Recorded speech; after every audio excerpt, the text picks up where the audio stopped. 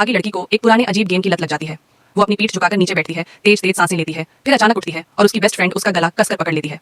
कुछ सेकंड की घुटन के बाद दिमाग एक अजीब ट्रांस में चला जाता है। करीब 6 सेकंड बाद जब वो होश में आती है तो उसे एक अनोखी स्पीड और एनर्जी का एहसास होता है। वो इस एक्सपीरियंस को फिर से महसूस करना चाहती है, लेकिन जब वो दोबारा उठती है उसकी फ्रेंड गला पकड़ नहीं पाती और इस बार लड़की बेहोश होकर जल्दी नहीं जागती। उसके सबकॉन्शियस में वो खुद को एक विशाल समुद्र में पाती है और डरावनी बात ये कि उसके शरीर का निचला हिस्सा एक मछली की पूंछ में बदल चुका होता है। पता नहीं कितना वक्त बीतता है, पर जब वो नींद से जागती है सब कुछ इतना रियल लगता है कि उसे यकीन नहीं होता ये सपना था या हकीकत। घर लौटने के बाद उसे मछलियों के पास जाने से मना कर दिया जाता है, लेकिन एक दिन वो खुद को रोक नहीं पाती और एक गोल्ड फिश पकड़ लेती है।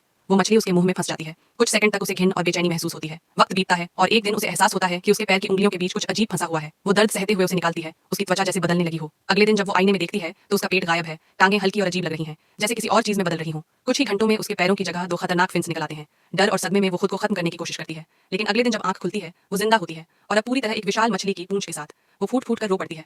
पूंछ कमरे में मचल रही होती है और तभी सच्चाई सामने आती है। वो इंसान नहीं थी। उसके पापा ने उसे सालों पहले समंदर किनारे पाया था। सच जानने के बाद वो ये फैसला करती है कि अब उसे वहीं लौटना होगा, समंदर में, जहां वो सच में बिलोंग करती है। हर एक हरकत उसके लिए मुश्किल है, डर और अकेलेपन से भरी, लेकिन चांदनी की रोशनी में जब वो रेंगती हुई समंदर की ओर बढ़ती है उसकी परछाई खुद एक कहानी बन जाती है। एक दर्द, एक आजादी और एक अलविदा की कहानी।